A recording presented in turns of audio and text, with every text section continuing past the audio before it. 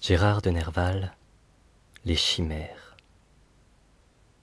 Poème publié en 1854 à la suite des Filles du Feu. Gérard de Nerval écrivit à propos des sonnets qui composent ce court recueil: ils ne sont guère plus obscurs que la métaphysique de Hegel ou les mémorables de Swedenborg, et perdraient de leur charme à être expliqués, si la chose était possible. Concédez-moi du moins le mérite de l'expression.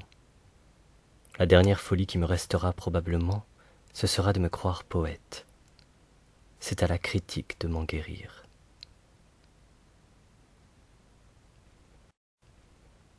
El Dedicado.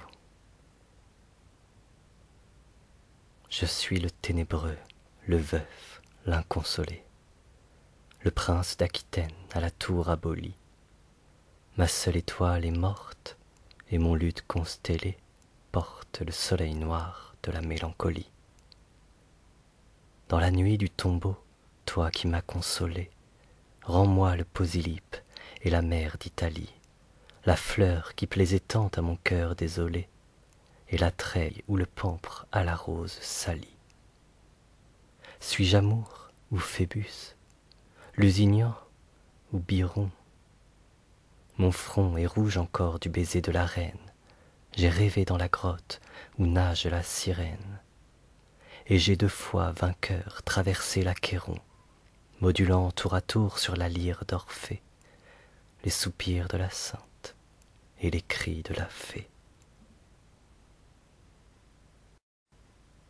Myrto. Je pense à toi, Myrto, divine enchanteresse, au Posillipe altier de 1000 feux brillants, à ton front inondé des clartés d'Orient, au raisin noir mêlé avec l'or de ta tresse. C'est dans ta coupe aussi que j'avais bu l'ivresse, et dans l'éclair furtif de ton œil souriant, quand au pied d'Iacus on me voyait priant, car la muse m'a fait l'un des fils de la Grèce. Je sais pourquoi là-bas le volcan s'est rouvert.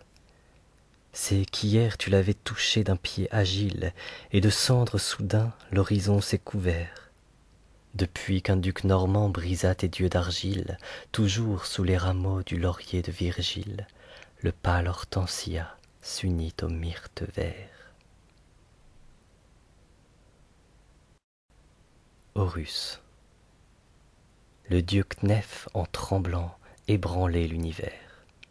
Isis, la mère, alors se leva sur sa couche, fit un geste de haine à son époux farouche, et l'ardeur d'autrefois brilla dans ses yeux verts. Le voyez-vous, dit-elle, il meurt, ce vieux pervers. Tous les frimas du monde ont passé par sa bouche, attaché son pied tort, éteigné son œil louche, c'est le dieu des volcans et le roi des hivers. L'aigle a déjà passé, l'esprit nouveau m'appelle, j'ai revêtu pour lui la robe de Cybèle. C'est l'enfant bien-aimé d'Hermès et d'Osiris. La déesse avait fui sur sa conque dorée, la mer nous renvoyait son image adorée, et les cieux rayonnaient sous l'écharpe d'Iris. Antéros. Tu demandes pourquoi j'ai tant de rage au cœur et sur un col flexible une tête indomptée. C'est que je suis issu de la race dentée. Je retourne les dards contre le Dieu vainqueur. Oui, je suis de ceux-là qu'inspire le vengeur. Il m'a marqué le front de sa lèvre irritée. Sous la pâleur d'Abel, hélas ensanglanté, j'ai parfois de Caïn l'implacable rougeur. Jéhovah, le dernier, vaincu par ton génie, qui du fond des enfers criait « Ô tyrannie !» C'est mon aïeul Bélus ou mon père Dagon. Ils m'ont plongé 3 fois dans les eaux du Cocyte, et protégeant tout seul ma mère amalécite, je ressème à ses pieds les dents du vieux dragon. Delphica. La connais-tu, Daphné, cette ancienne romance, au pied du sycomore ou sous les lauriers blancs, sous l'olivier, le myrte ou les saules tremblants, cette chanson d'amour qui toujours recommence? Reconnais-tu le temple au péristyle immense, et les citrons amers où s'imprimaient tes dents, et la grotte fatale aux hôtes imprudents, où du dragon vaincu dort l'antique semence? Ils reviendront ces dieux que tu pleures toujours, le temps va ramener l'ordre des anciens jours, la terre a tressailli d'un souffle prophétique. Cependant la Sibylle au visage latin est endormie encore sous l'arc de Constantin, et rien n'a dérangé le sévère portique. Artémis. La 13e revient, c'est encore la première, et c'est toujours la seule, ou c'est le seul moment, car es-tu, reine, ô toi, la première ou dernière? Es-tu roi, toi le seul ou le dernier amant? Aimé qui vous aima du berceau dans la bière, celle que j'aimais seule m'aime encore tendrement. C'est la mort ou la morte, ô délice, ô tourment. La rose qu'elle tient, c'est la rose trémière. Sainte Napolitaine aux mains pleines de feu, rose au cœur violet, fleur de sainte Gudule, as-tu trouvé ta croix dans le désert des cieux? Rose blanche, tombez, vous insultez nos dieux, tombez, fantômes blancs de votre ciel qui brûle. La sainte de l'abîme est plus sainte à mes yeux. Le Christ aux oliviers. Dieu est mort, le ciel est vide, pleurez enfants, vous n'avez plus de père. Jean-Paul.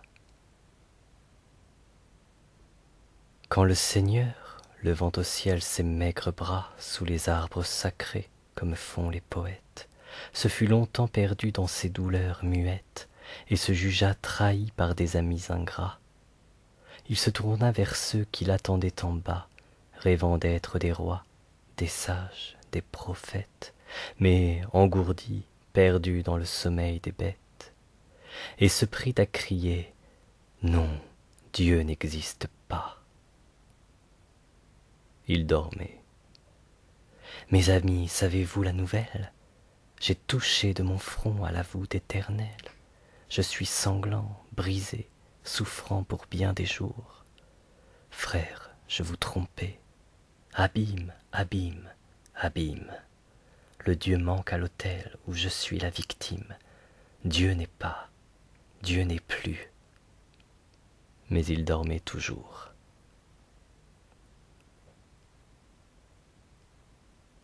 Il reprit. « Tout est mort. J'ai parcouru les mondes, et j'ai perdu mon vol dans leur chemin lacté, aussi loin que la vie en ses veines fécondes répand des sables d'or et des flots argentés. Partout, le sol désert côtoyé par des ondes, des tourbillons confus d'océans agités.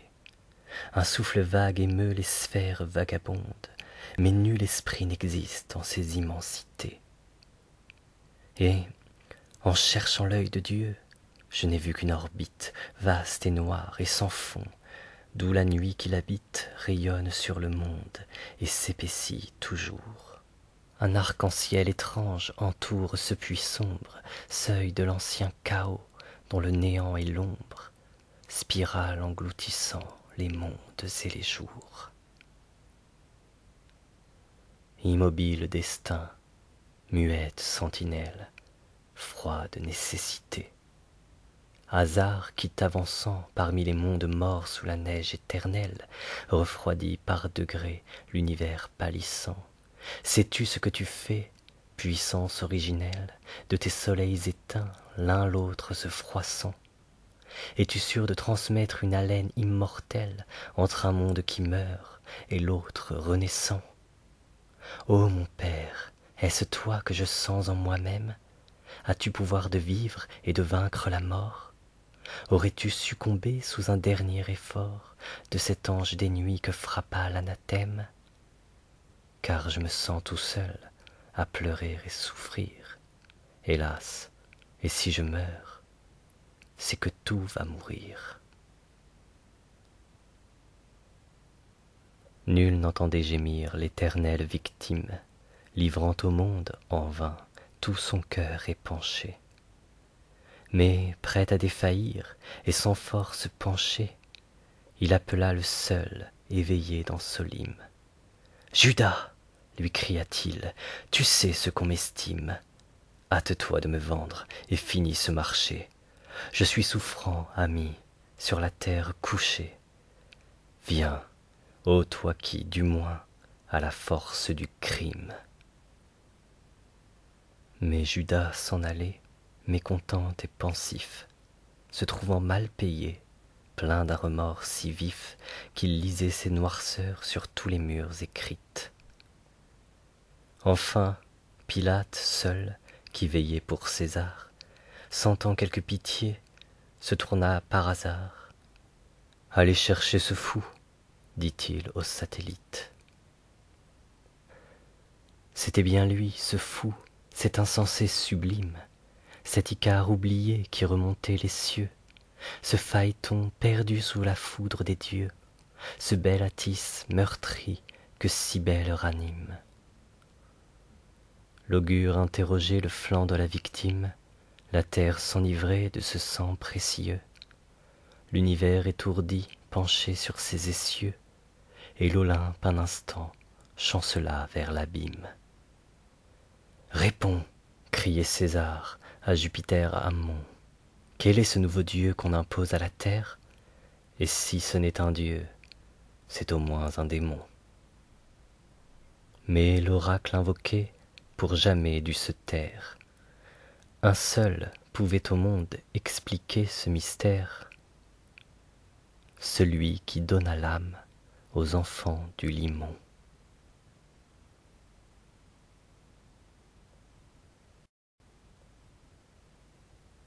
Vers doré. Et quoi, tout est sensible. Pythagore. Homme, libre penseur, te crois-tu seul pensant dans ce monde où la vie éclate en toutes choses? Des forces que tu tiens ta liberté dispose, mais de tous tes conseils l'univers est absent. Respecte dans la bête un esprit agissant. Chaque fleur est une âme à la nature éclose. Un mystère d'amour dans le métal repose.